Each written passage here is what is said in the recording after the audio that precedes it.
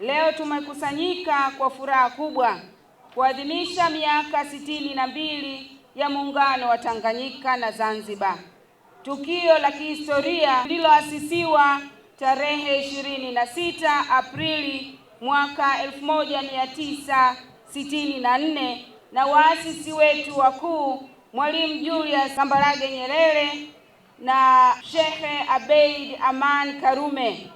Muungano huu umeendelea kuwa nguzo ya amani, mshikamano, umoja na maendeleo ya taifa letu la Tanzania. Ndugu wananchi, tunapoadhimisha siku hii adhimu, tunapaswa kutafakari makubwa yaliyopatikana kutokana na muungano wetu.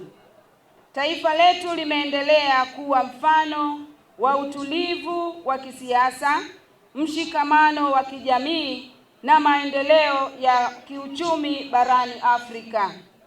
Haya yote yametokana na misingi imara na umoja uliowekwa na waasisi wetu ambao ni Mwalimu Julius Kambarage Nyerere pamoja na mzee wetu Sheikh Abeid Aman Karume. Kwa upande wa mkoa wa Manyara, tumeendelea kunufaika na muungano huu kupitia uwekezaji katika sekta mbalimbali ikiwemo elimu, afya, miundombinu, kilimo, maji na nishati. Serikali ya awamu ya 6 ambayo inaongozwa na Dr. Samia Suluhu Hassan, Rais wa Jamhuri ya Muungano wa Tanzania, imeendelea kuleta maendeleo makubwa yanayogusa maisha ya wananchi wetu ndani ya mkoa wetu wa Manyara, lakini katika taifa letu zima la Tanzania. Ndugu wananchi, pia katika maadhimisho haya tumefanya usafi wa mazingira katika mji, masoko, shule, mahospitali na maeneo mbalimbali ya umma ili kudumisha afya na ustawi wa jamii. Na zoezi hili kwetu ni endelevu na tunaendelea kufanya usafi kwenye maeneo yetu, na kwa mkoa wetu wote wa Manyara tulishakubaliana kila Jumamosi ya mwisho wa mwezi ni tunakutana kama jamii kwa ajili ya kuweza kufanya usafi. Kwa hiyo hata leo tumeendelea kufanya hivyo kwenye maadhimisho haya kuhakikisha kwamba tunatunza afya za jamii yetu kwa ujumla. Lakini sio hivyo tu, pamoja na utunzaji wa mazingira, pia tumeendelea kuhamasishana kutunza afya zetu. Katika maadhimisho haya pia tumepata nafasi ya kuweza kufanya mazoezi. Asubuhi tumepasha tukiwa pia na viongozi wote wa mkoa lakini pia wa wilaya.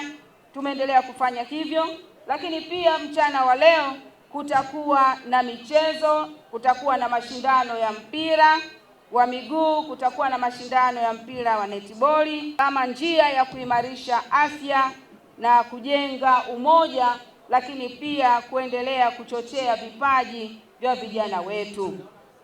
Katika hili niendelee kusisitiza kwamba mazoezi iendelee kuwa sehemu ya maisha yetu kwa ajili ya kutunza afya zetu, lakini hili pia liende sambamba na ulaji sahihi wa vyakula ili kuhakikisha kwamba tunaendelea kuwa na taifa imara, taifa ambalo kweli limejidhatiti kiafya, lakini kimazingira na kiuchumi.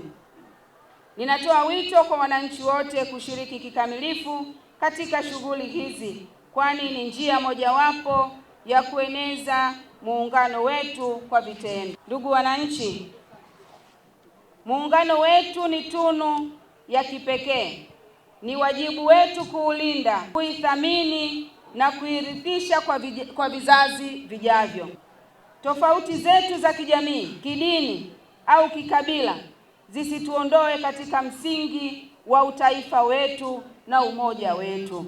Tuendelee kuwa wamoja, kufanya kazi kwa bidii na kushirikiana katika kujenga Tanzania yenye maendeleo na ustawi kwa watu wote.